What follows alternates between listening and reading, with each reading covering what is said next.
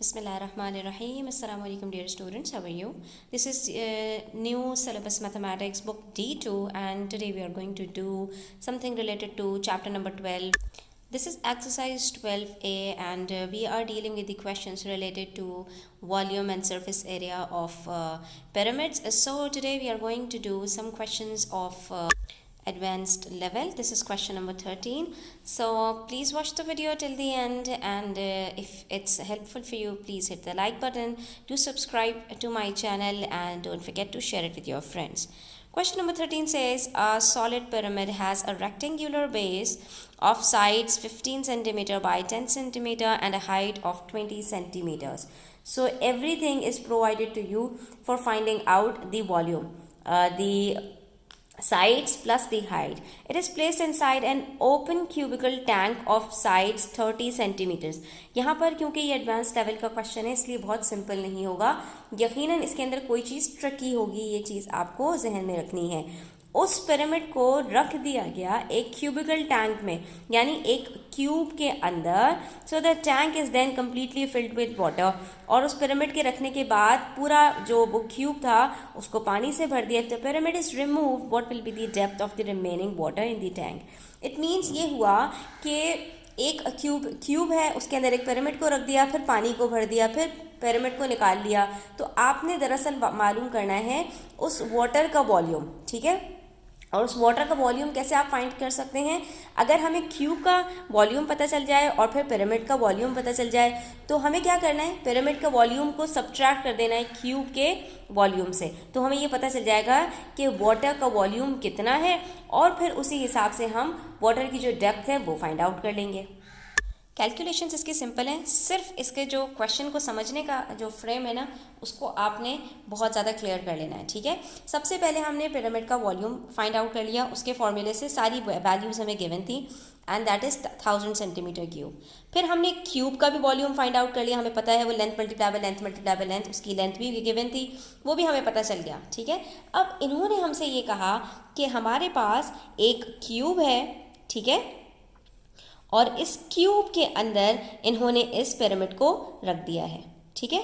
ये पिरामिड कुछ इस तरह से है और ये इसको इन्होंने इसमें रख दिया है, ठीक है। तो अब इसके अंदर पानी भर दिया पूरे में, ठीक है। तो जब इस पिरामिड को निकाल देंगे तो इसी डब्बे के अंदर जो पानी का वॉल्यूम है, जो पानी का की हाइट है वो कम हो जाएगी। जाहिर सी बात है, अभी पानी पूरे में भरा हुआ है लेकिन पिरामिड रखा हुआ है। जब पिरामिड को आप निकाल देंगे तो उसकी हाइट कुछ कम हो जाएगी, ठीक है। अब ये हाइट हमें कैसे पता चलेगी कि इसकी कितनी हाइट कम हो गई? तो जितना पिरामिड का वॉल्यूम था उतना ही वॉल्यूम कम हो गया होगा, ठीक है। तो अब हम क्या करेंगे कि क्यूब के वॉल्यूम में से पिरामिड का जो वॉल्यूम है वो सब्ट्रैक्ट कर देंगे। अब हमें ये पता चल गया है कि वाटर का वॉल्यूम कितना है। अब जो वाटर का वॉल्यूम है स्टूडेंट्स, यकीनन वो वॉल्यूम अब क्यूब का होगा, क्योंकि पानी जिस चीज़ के अंदर होता है उसी की शक्ल ले लेता है। तो इसका मतलब ये हुआ कि पानी का लेवल कुछ इसी तरह का होगा, एक क्यूब ही होगा, एक छोटा क्यूब। जिस क्यूब के अंदर वो है उसमें एक थोड़ा सा छोटा क्यूब हो जाएगा।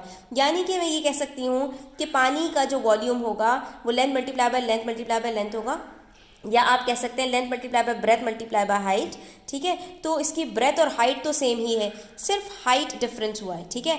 तो उसका जो वॉल्यूम है वो अगर length multiply by breath multiply by height है तो हाइट कैसे फाइंड आउट हो सकती है? इन दोनों को आप ले जाइए और यहाँ पर इसके नीचे डिवाइड कर दीजिए, तो आपको पता चल जाएगा कि height is equals to V upon length multiply by breadth, ठीक है। और लेंथ मल्टीप्लाई बाय ब्रेथ हमें पता है पहले से, क्योंकि वो चेंज नहीं हुई, सिर्फ हाइट में डिफरेंस आया है। तो अब हम क्या करेंगे कि ये जो नया वॉल्यूम निकला है वाटर का, इसमें से हम लेंथ और ब्रेथ को डिवाइड कर देंगे, ठीक है। जैसे ही हम इसको डिवाइड करेंगे हमें पता चल जाएगा कि उसकी हाइट कितनी है। तो ये क्वेश्चन सिंपल भी है और ट्रिकी भी है, सिर्फ आपको समझना है, अंडरस्टैंड करना है कि क्वेश्चन में आपसे पूछा क्या गया है। Next we have question number 14। इसमें कह रहे हैं VWXYZ is a rectangular pyramid as you can see in the picture, ठीक है। यहाँ पर हमारे पास एक रेक्टेंगुलर पिरामिड है where WX is longer than XY। ये बड़ा है और ये छोटा है, यानी लेंथ ज़्यादा है, ब्रेथ कम है। WX की लेंथ ज़्यादा है XY से। इस द स्लैंट हाइट VA का मतलब ये जो स्लैंट हाइट आ रही है हमारे पास, ये जो ट्राइंगल है VWX, इसके ऊपर जो स्लैंट हाइट है VA longer or shorter than the slant height VB. इस ट्राइंगल VXY के ऊपर जो स्लैंट हाइट है VB इससे बड़ी होगी या छोटी होगी? तो बहुत सिंपल क्वेश्चन है स्टूडेंट्स, आपको सिर्फ सपोज करके अपने आंसर को प्रूव करना है, ठीक है। तो हम इसके लिए सबसे पहले क्या करते हैं, इसका सेंटर लेते हैं, ठीक है, और उससे हम ट्राइंगल्स ड्रॉ कर लेते हैं। तो हमारे पास कुछ इस तरह से हो जाएगा। अब आप ये देखिए कि हमारे पास ये वाला जो एक ट्राइंगल बना है दैट इज VOA, ठीक है, और एक ये जो ट्राइंगल बना है हमारे पास VOB, ठीक है। हमें इसी के अंदर से पता चल जाएगा कि हमारे पास ये जो स्लैंट हाइट है VA ये बड़ी है या VB ये बड़ी है, ठीक है। कैसे पता चलेगा, आइए इसको प्रूफ करते हैं। आपने ज़रा इस ट्राइंगल को गौर से देखना है, इस पिरामिड को गौर से देखना है। हमने जैसे ही ये परपेंडिकुलर लाइन ड्रॉ की है VO, तो हमारे पास एक ये रेक्टेंगल बन गया, ठीक है। और ये जो दो ट्राइंगल्स बने हैं इसके अंदर ये तो परपेंडिकुलर है हमारे पास, ठीक है। ये इस ट्राइंगल में भी आ रहा है VAO में और VOB के अंदर भी, ठीक है। अब ये जो दोनों ट्राइंगल्स हैं दोनों राइट एंगल ट्राइंगल हैं, और आप याद कीजिए पाइथागोरस थ्योरम जो हम पढ़ते हैं तो उसके अंदर हमारे पास क्या होता है कि हम ये स्लैंट हाइट्स मालूम करते हैं जो हमारा हाइपोटेन्यूज बनता है।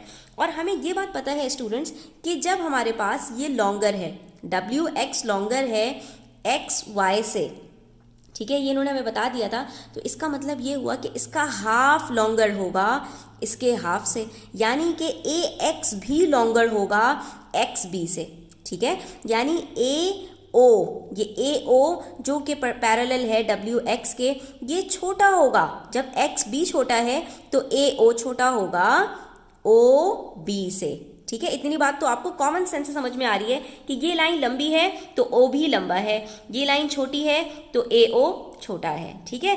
तो जब हमारे पास ये जो बेसिस हैं, ये जो दोनों ट्राइंगल्स हैं, इनका परपेंडिकुलर कॉमन है, लेकिन दोनों की बेसिस के अंदर हम ये देख रहे हैं कि OB की बेस बड़ी है AO की बेस से। तो आपको याद होगा कि हमें पता है कि hypotenuse square is equals to perpendicular square plus base square. जब परपेंडिकुलर दोनों का सेम है, ठीक है, तो बेस जिसकी बड़ी होगी हाइपोटेन्यूज उसका बड़ा होगा। क्योंकि मुझे एक बात पता है ना, ये तो एक कॉमन सी बात है कि मेरे पास अगर 1+2 है तो 1+3 कौन सा बड़ा होगा? Of course 1+3। तो जब परपेंडिकुलर दोनों का सेम है, कुछ भी हो, ठीक है, बेस जिसकी भी बड़ी होगी हाइपोटेन्यूज डेफिनेटली उसी का बड़ा होगा, क्योंकि इन दोनों का सम हाइपोटेन्यूज का स्क्वायर होता है। तो हमारे पास बेस किसकी बड़ी है? हमारे पास बेस बड़ी है OB की, और ये हमें कैसे पता चल रहा है? WX की लेंथ से, ठीक है। WX की लेंथ का हाफ OB है और OB हमारे पास बड़ा है तो AO से, तो इसका मतलब ये हो गया कि हमारे पास ये वाला जो ट्राइंगल है VOB, इसके अंदर हाइपोटेन्यूज हमारे पास ज़्यादा आएगा, और इसी वजह से हमारे पास जो VA है वो लॉन्गर नहीं होगा, वो हमारे पास शॉर्टर होगा।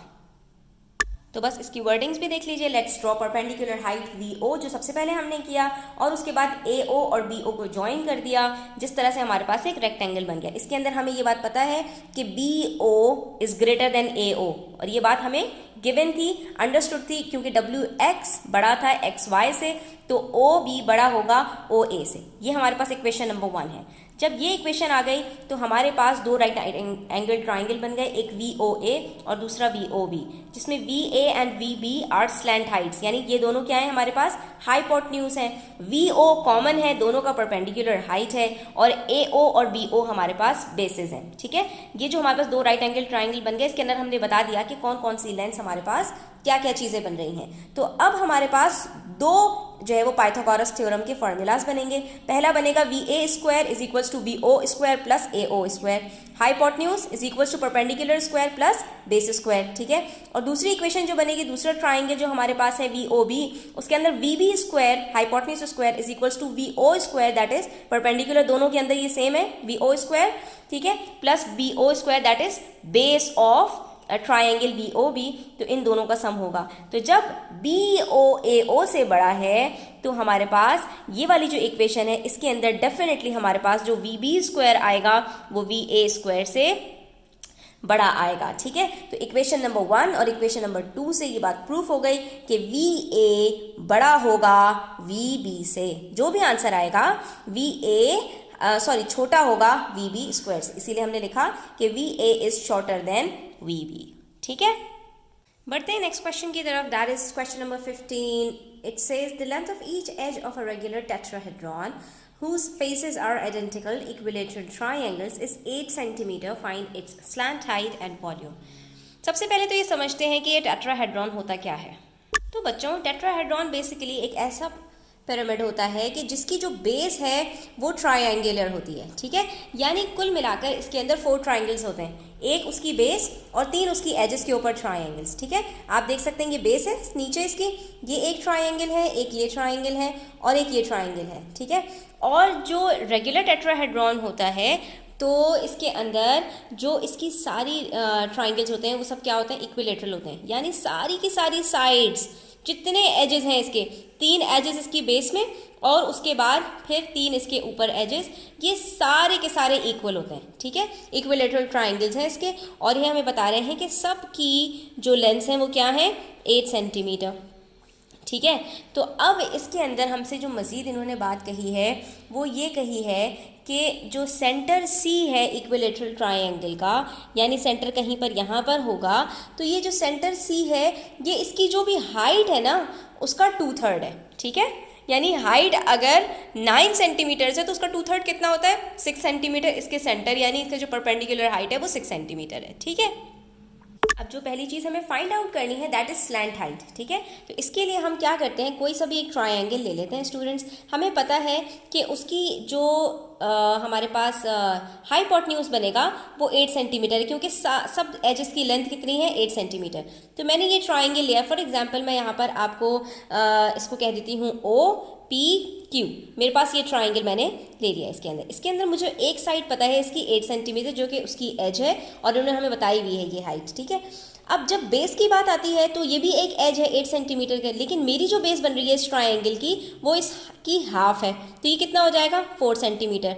और स्टूडेंट्स, अगर एक ट्रायंगल के 2 साइड्स पता हों और वो ट्रायंगल हो भी राइट एंगल ट्रायंगल, तो पाइथागोरस थ्योरम से हम थर्ड साइड को आराम से फाइंड आउट कर सकते हैं। और यही अगर आप गौर से देखिए तो यही स्लैंट हाइट है, ठीक है। एक ट्रायंगल का सेंटर से लेके जो परपेंडिकुलर गिरता है वही स्लैंट हाइट होती है। तो ये अगर हमें लेंथ पता चल जाए that is the perpendicular of this triangle OPQ, तो हमें आसानी से ये स्लैंट हाइट पता चल जाएगी, ठीक है।